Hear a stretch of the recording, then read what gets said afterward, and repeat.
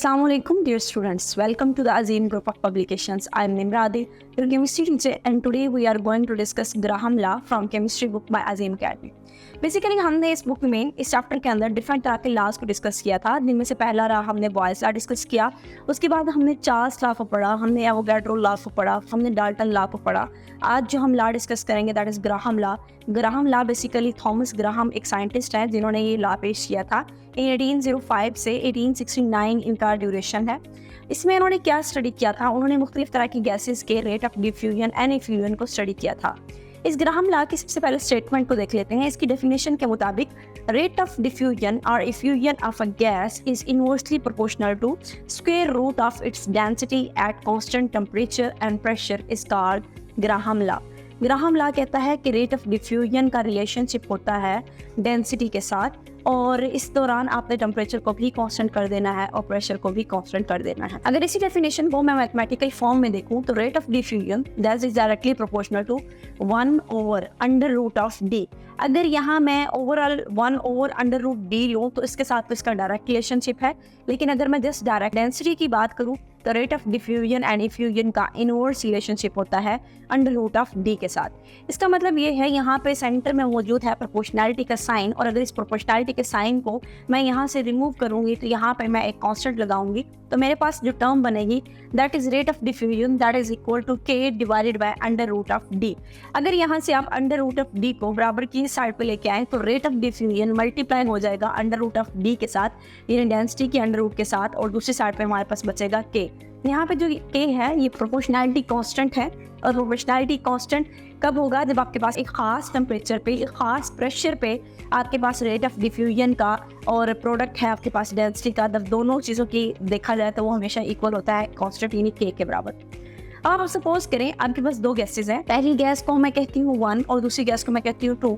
तो जो first gas है उसके लिए रेट ऑफ डिफ्यूजन मैं R1 कहूँगी, जबकि जो दूसरी गैस है उसके लिए मैं रेट ऑफ डिफ्यूजन को R2 कहूँगी। तो ऊपर वाली इक्वेशन को ही मैं फर्स्ट गैस के लिए और अगर सेकंड गैस के लिए मोल्ड करना चाहूँ तो मेरे पास इक्वेशन बनेगी R1 मल्टीप्लाई हो रहा है √d1 that is equal to k, जबकि दूसरे के लिए अगर यही इक्वेशन लिखूँ तो R2 जो कि मल्टीप्लाई हो रहा है √d2 के साथ, और वो भी इक्वल है k के। अब यहाँ पे दो इक्वेशन है, first is equation 1 and second one is equation 2। अब मैं क्या करूँगी, इक्वेशन नंबर 1 को इक्वेशन नंबर 2 से अगर डिवाइड करूँ तो R1 डिवाइडेड बाय R2 हो जाएगा। इसी तरह √d1 डिवाइडेड बाय √d2 हो जाएगा, जबकि दूसरी साइड पे k डिवाइडेड बाय k आ जाएगा। अगर इस इक्वेशन को मैं मजीद सिंप्लीफाई करूँ तो इक्वेशन बनेगी R1 divided by R2 multiply में आ जाएगा √d1 divided by √d2 that is equal to 1। k के साथ जाके हमारे पास आंसर वहाँ से क्या आ जाएगा 1। अब आप क्या करें, यहाँ पे R1 R2 को इसी साइड पे रहने दें, जबकि R2 और जो √d1 और √d2 है इसको मैं बराबर की जब दूसरी साइड पे लेके चली जाऊंगी तो √d2 ऊपर आ जाएगा और √d1 नीचे आ जाएगा, और इक्वेशन मेरे पास बनेगी R1 divided by R2 that is equal to √d2 divided by √d1। इसका मतलब फर्दर इस इक्वेशन को अगर मजीद सिंप्लीफाई करूँ तो हम ये भी कहते हैं कि जो आपके पास डेंसिटी है इसका डायरेक्ट रिलेशनशिप है मॉलिक्यूलर मास के साथ। इसका मतलब ये हुआ कि जहाँ जहाँ मैंने डेंसिटी की टर्म यूज़ की है वहाँ मैं मॉलिक्यूलर मास की टर्म को भी यूज़ कर सकती हूँ। तो इक्वेशन में मैं डेंसिटी की जगह अगर मॉलिक्यूलर मास को पुट करूँ तो इक्वेशन बनेगी R1 divided by R2 that is equal to √of molecular mass यानी M2 divided by √of molecular mass M1 यानी कि पहली गैस का मॉलिक्यूलर मास।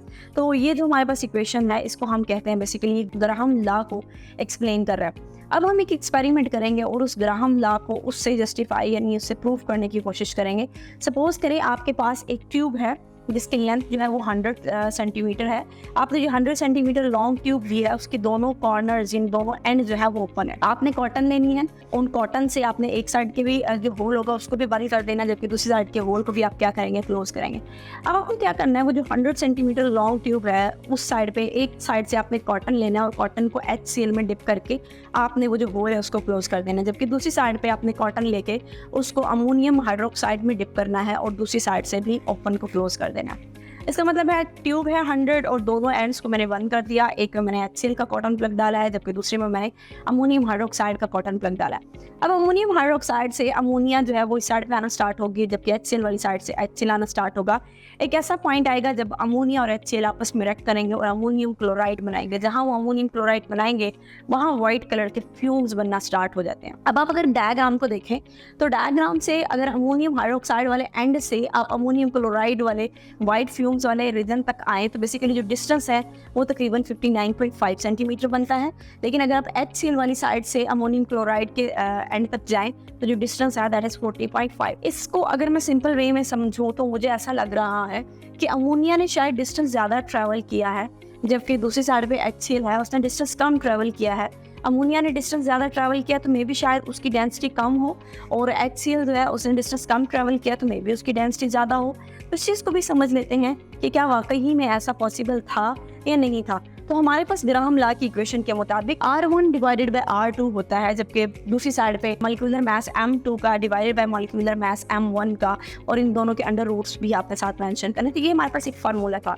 लेकिन अगर मैं R1 और R2 की बजाय मेरे पास चूँकि अमोनिया और HCl है तो R1 में मैं अमोनिया लिखूंगी, जबकि R2 में मैं लिखूंगी कि रेट ऑफ डिफ्यूजन अमोनिया का है, ये रेट ऑफ डिफ्यूजन जो है मेरे पास किस चीज़ का HCl का, जो कि बराबर है। यहाँ पे मैं सेकंड पोजीशन जो चूँकि HCl को दे रही हूँ तो मॉलिक्यूलर मास ऑफ HCl का under root divided by molecular mass of the ammonia का अंडर रूट। अब अगर मैं रेट ऑफ डिफ्यूजन की बात करूँ, रेट ऑफ डिफ्यूजन अमोनिया का कितना है 59.5 है, जबकि रेट ऑफ डिफ्यूजन HCl का कितना है दैट इज़ 40.5। जबकि दूसरी साइड पे अगर मैं मॉलिक्यूलर मास लूँ HCl का तो HCl का मॉलिक्यूलर मास कैसे आएगा, क्लोरीन का 35.5 और उसके अंदर आप हाइड्रोजन का ऐड करेंगे 1 तो 36.5 बेसिकली मॉलिक्यूलर मास HCl का आएगा। जबकि इसके बिल्कुल नीचे मॉलिक्यूलर मास में पुट करूँगी अमोनिया का, नाइट्रोजन का 14 प्लस 3 हाइड्रोजन का that will be equal to 17। तो मेरे पास 36.5 डिवाइडेड हो जाएगा 17 के साथ, तो एक आंसर आ जाएगा। जब मैंने आंसर चेक किए तो ये आंसर वही था। जब मैंने 59.5 को 40.5 से डिवाइड किया जो आंसर आया वही आंसर मेरे पास दूसरी साइड पे आया जब मैंने 36.5 को 17 से डिवाइड किया। तो मेरे पास दोनों साइड पे आंसर क्या आया 1.46 आया। इसका मतलब ये है कि left hand side is always equal to the right hand side.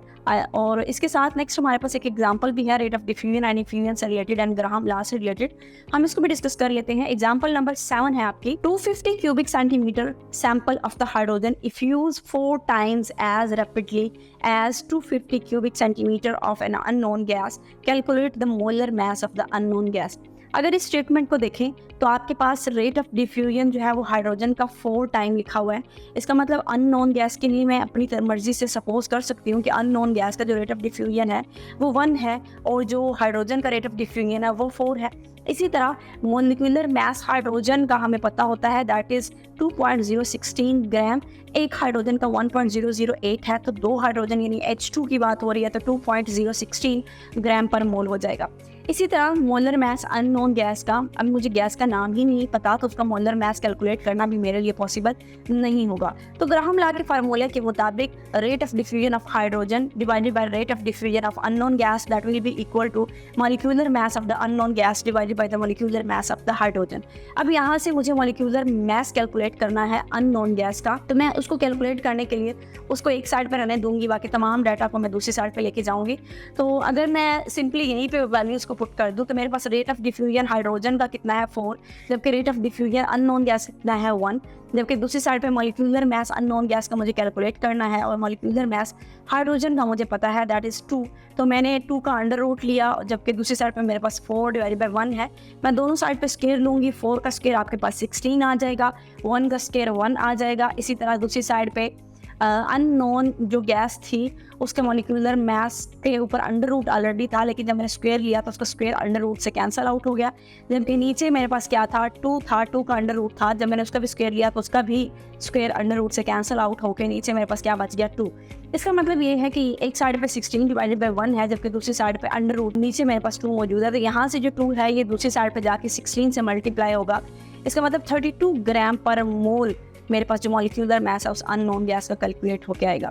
So I hope कि आपको इस लेक्चर की समझ आ गई होगी। आज के लिए इतना ही। अल्लाह हाफिज़।